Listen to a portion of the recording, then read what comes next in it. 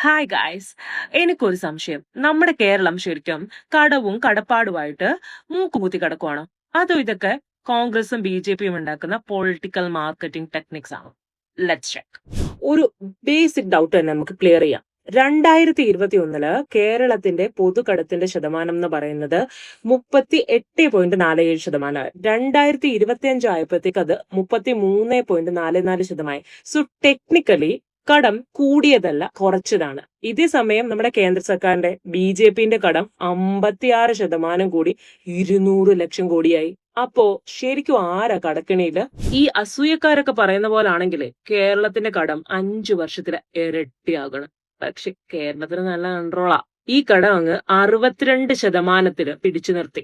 സംസ്ഥാനങ്ങളുടെ പൊതുകടത്തിന്റെ പട്ടികയില് കേരളത്തിന്റെ സ്ഥാനം 15-മതാ. അതായത് നമ്മുടെ യു.പിക്കും ഇങ്ങ് താഴെ. അപ്പൊ പിന്നെ കേരളം കടക്കെണിയിലാണെങ്കിൽ ഈ ടോപ്പ് 3-ലെങ്ങാനും വരണ്ടായോ? അതും വന്നിട്ടില്ല.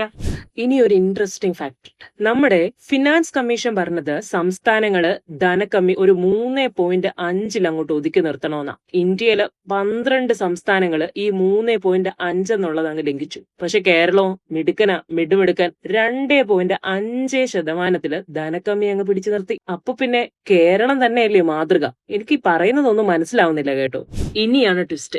കേന്ദ്രം ചെയ്ത ട്വിസ്റ്റ്. അതായത് നമ്മുടെ കിഫ്ബിയും പെൻഷൻ ബോർഡും ഒക്കെ എടുക്കുന്ന ലോൺ ഉണ്ടല്ലോ, അതിനെ അങ്ങ് പൊതുകടത്തിൽ ഉൾപ്പെടുത്തി. അതായത് ഈ കളിച്ചുകൊണ്ടിരിക്കുന്നതിന്റെ ഇടയ്ക്ക്, അതായത് മാച്ച് നടന്നുകൊണ്ടിരിക്കുന്നതിന്റെ ഇടയ്ക്ക് റൂൾസ് ചേഞ്ച് ചെയ്ത സ്കോർ ബോർഡ് മൊത്തം ചേഞ്ച് ആകത്തില്ലേ, അത് തന്നെ. ഇനി നമുക്ക് ഫൈനൽ വേർഡിക്റ്റ് എന്താന്ന് നോക്കാം. അപ്പോ കേരളം കടക്കണിയിലാണോ എന്ന് ചോദിച്ചാൽ നമ്പേഴ്സ് പറയുന്നത് അല്ല എന്നാണ്. പക്ഷേ നമ്മളൊന്ന് ശ്രദ്ധിക്കണം, ചെറിയ സിഗ്നലൊക്കെ കിട്ടി തുടങ്ങിയിട്ടുണ്ട്.